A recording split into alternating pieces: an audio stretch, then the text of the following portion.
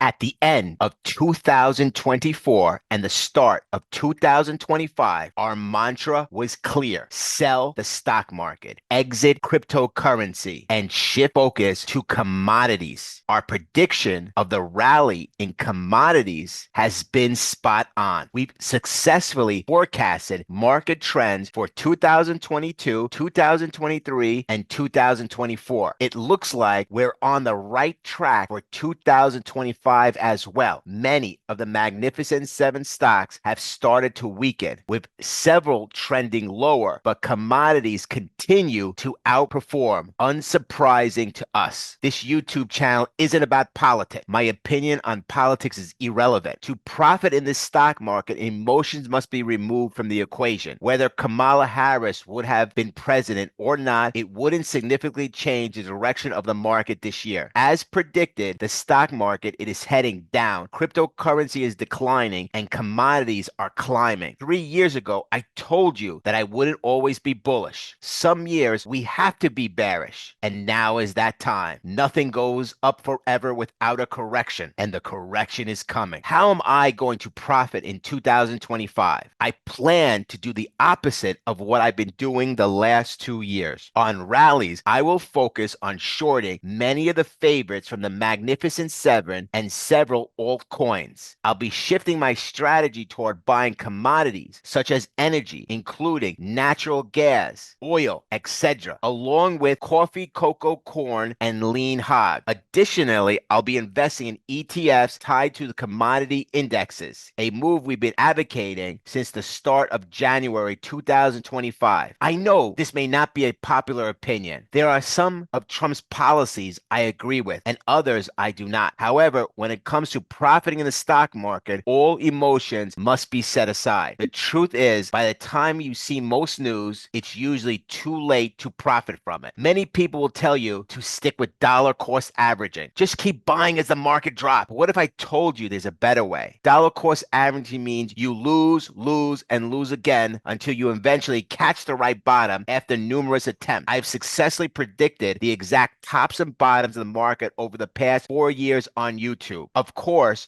may come a day when I'm wrong, but so far, as we move through January into February 2025, it looks like I've been absolutely correct. Spot on. I'm not here to sell you a course, pitch you affiliate marketing, invite you to join a Discord, or charge you for anything unnecessary and inconsequential to me. I am a true trader. I make a percentage of my money by trading. And clearly, when I made a bold statement at the end of December about commodities, about Tesla, about Nvidia, that we were selling all our positions, I've been right. What am I here to do? I'm here to challenge you to build your own system, one that works for you. Whether you rely on fundamental analysis, technical analysis, or historical data, creating a personalized system is the most critical step. Now, I don't believe you should be investing in this stock market right now. It's like the Titanic steadily sinking, and it will get worse. But even if you choose to invest, at least it's your own system. I respect that. Blindly following others or paying for advice without trying to develop your own strategy doesn't work. For most people, the safest approach might just be to hold long term. Personally, I'm trying to outperform the S&P 500 and the NASDAQ 100. I'm aiming to make a difference for myself and for you. It's easy to claim the market will go up, just buy and hold for the long term, or cryptocurrency isn't going down, everything will be fine. But that's not what Wall Street is doing. It's not what insiders are doing. It's not what Warren Buffett or BlackRock are doing right now. So if Warren Buffett is the king of buy and hold, why does he have huge amounts of cash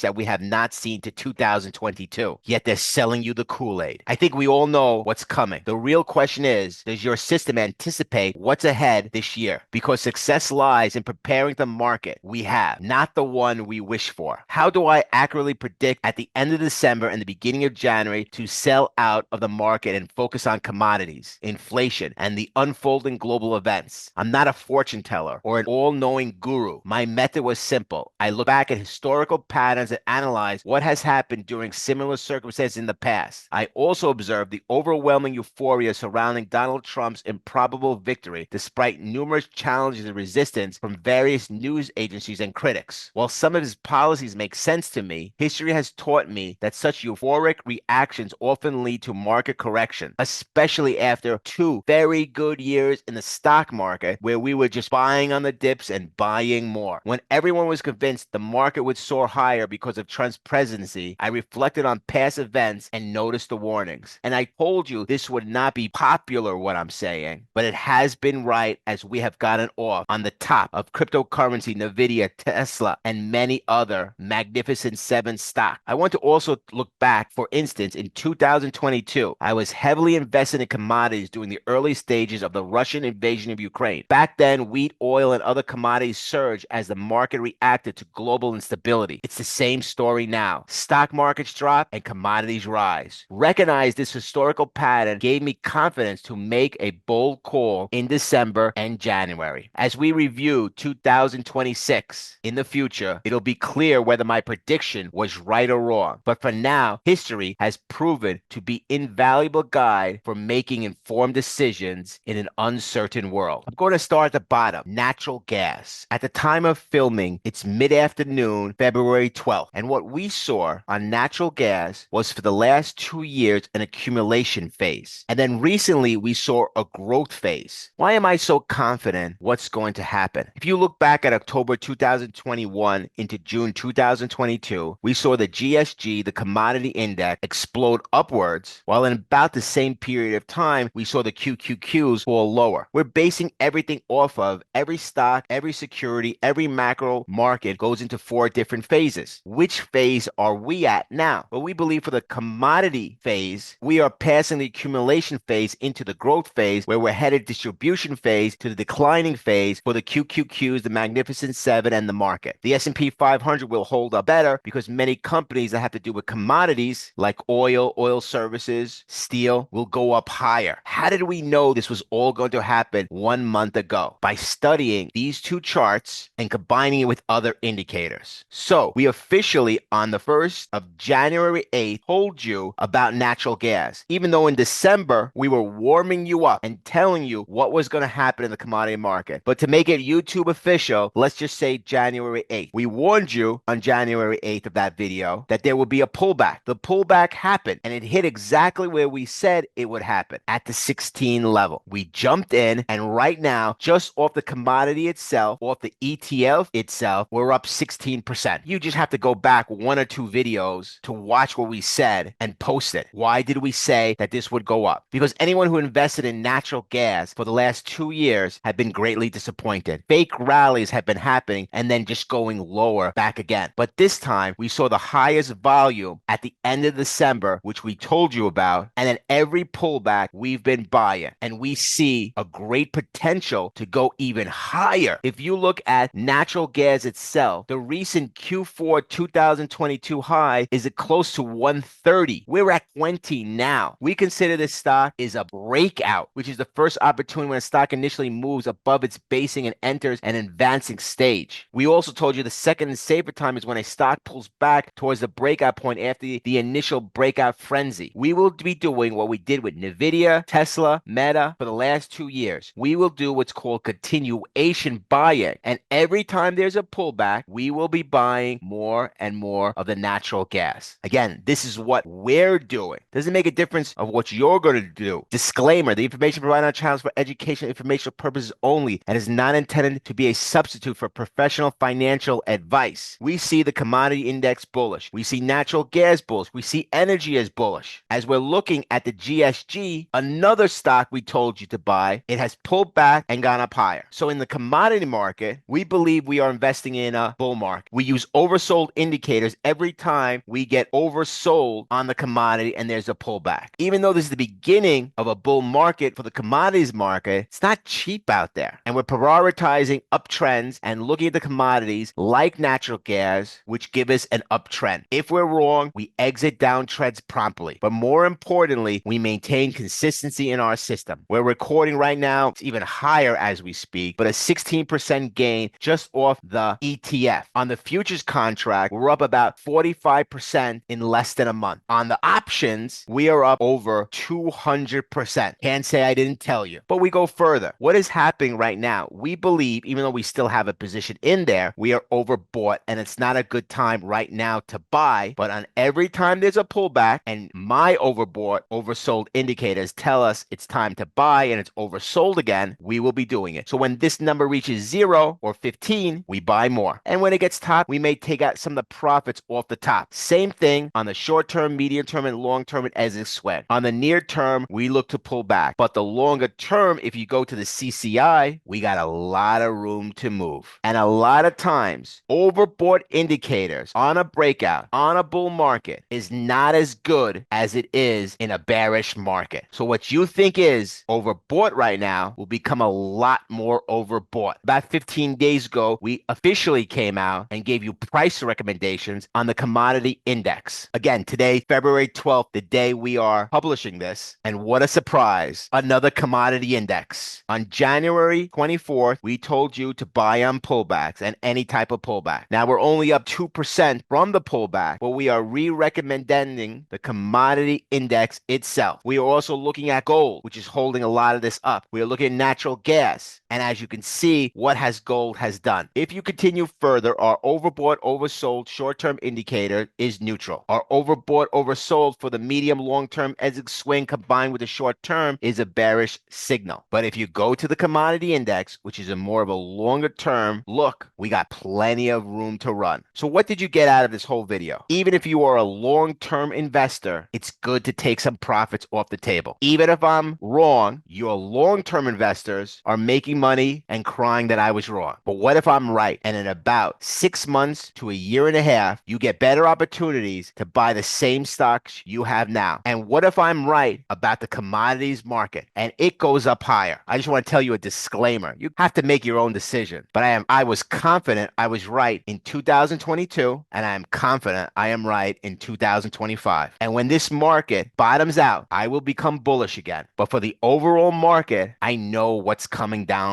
the pipeline. And that's why I must be bearish. It is not going to be popular to you. It's not going to be popular to what you think you learned is the right way of investing, but it's still the right decision. Just in the last 2 months, I've been eerily accurate. You know the catchphrase, study it, analyze it, adapt it. Peace.